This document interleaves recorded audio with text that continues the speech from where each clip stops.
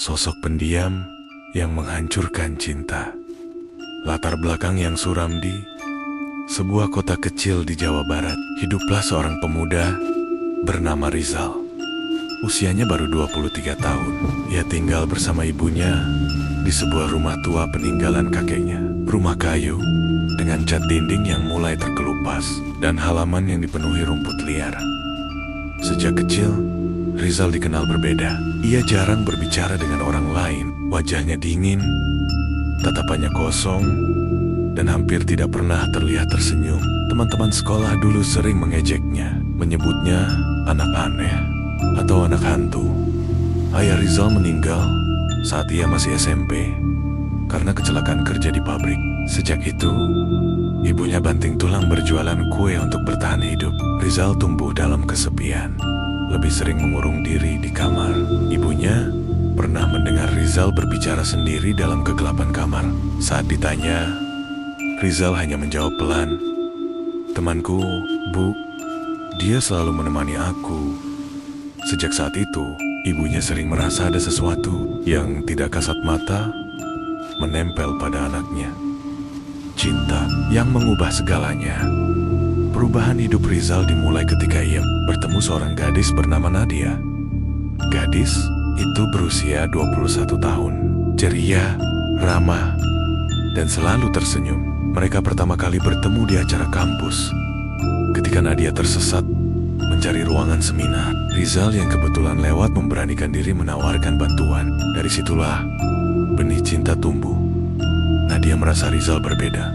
Ia pendiam, misterius, tapi ada ketulusan dalam sikapnya. Meski banyak teman Nadia memperingatkan, hati-hati sama Rizal, tatapannya aneh. Nadia menepis semua itu. Baginya, Rizal hanya butuh kasih sayang, dan ia ingin menjadi orang yang bisa mengisi kekosongan dalam hidup pemuda itu. Awalnya, hubungan mereka berjalan indah. Rizal menjadi sosok yang penuh perhatian, bahkan rela menunggu berjam-jam di kampus hanya untuk menjemput Nadia. Bagi Nadia, itu adalah bentuk cinta yang tulus. Namun, seiring waktu, sifat asli Rizal mulai terlihat. Bayangan gelap dalam cinta. Rizal berubah menjadi sangat posesif. Ia sering memeriksa ponsel Nadia, menanyakan dengan siapa ia berbicara. Bahkan marah hanya karena Nadia tersenyum pada teman pria. "Kalau kamu pergi dariku, aku hancur, dan aku tidak akan biarkan kamu dengan orang lain." Begitu kata Rizal setiap kali mereka bertengkar. Nadia merasa tertekan. Ia masih mencintai Rizal, tapi rasa takut mulai tumbuh. Apalagi setiap kali ia datang ke rumah tua Rizal, ia selalu merasa merinding. Lampu sering berkedip, jendela terbuka sendiri, dan kadang ia merasa ada sosok tinggi besar berdiri di sudut ruangan menatapnya. Beberapa kali Nadia bermimpi buruk. Dalam mimpinya, ia berada di kamar Rizal, dan ada bayangan hitam di belakang cermin. Saat ia menoleh, bayangan itu berbisik, "Kau tidak akan pernah pergi. Kau milikku selamanya." Malam yang menjadi tragedi. Malam Jumat. Hujan deras turun membasahi kota. Petir menyambar-nyambar. Di tengah perjalanan pulang dari kampus, Nadia menerima telepon dari Rizal. Suaranya datar, dingin, dan membuat bulu kuduk berdiri. "Aku tunggu di rumah. Jangan tell it. Kalau kau berani bohong lagi, aku akan buat kau menyesal."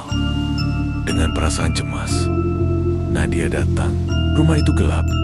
Hanya lampu ruang tamu yang menyala redup. Rizal duduk di kursi rotan, menunduk. Di meja, ada sebilah pisau dapur berkilau, terkena cahaya lampu. "Rizal, kamu jangan begini." Suara Nadia bergetar. Rizal mendongak. Matanya merah, wajahnya pucat. "Kamu, Bob, aku lihat kamu tadi dengan pria itu. Kau pikir aku tidak tahu?" Nadia mencoba menjelaskan, tapi Rizal tidak mau mendengar. Ia bangkit, menggenggam pisau. Nadia mundur ketakutan, tangis, teriakan, dan suara hujan bercampur menjadi satu. Sampai akhirnya, rumah tua itu kembali sunyi, hilangnya jejak. Keesokan paginya, warga menemukan pintu rumah terbuka. Di lantai ruang tamu ada bercak darah yang sudah mengering, menyeret hingga ke kamar Rizal. Tetapi tak ada jasad di sana.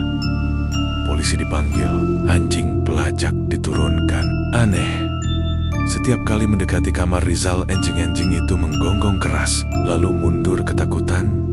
Ibunya hanya bisa menangis histeris. Ia berkata lirih, dia sudah lama tidak sendiri di rumah ini. Kasus itu menjadi misteri. Rizal dan Nadia lenyap tanpa jejak. Tidak ada satupun petunjuk kemana mereka pergi. Kutukan yang tertinggal. Sejak malam tragedi itu, rumah tua Rizal ditinggalkan. Namun, warga sekitar sering mendengar suara-suara aneh, terutama di malam Jumat. Ada suara perempuan menangis lirih. Kadang terdengar suara laki-laki berbisik, "Kau milikku untuk selamanya." Beberapa orang yang nekat masuk rumah itu bercerita melihat sosok perempuan berambut panjang berdiri di depan cermin dengan wajah penuh luka. Sementara di belakangnya ada bayangan laki-laki dengan tatapan kosong, seolah menunggu mangsa baru. Rumah itu pun menjadi legenda menyeramkan di kota kecil tersebut. Warga percaya cinta yang bercampur obsesi telah berubah menjadi kutukan, dan siapapun yang mendekat akan merasakan kengerian yang sama.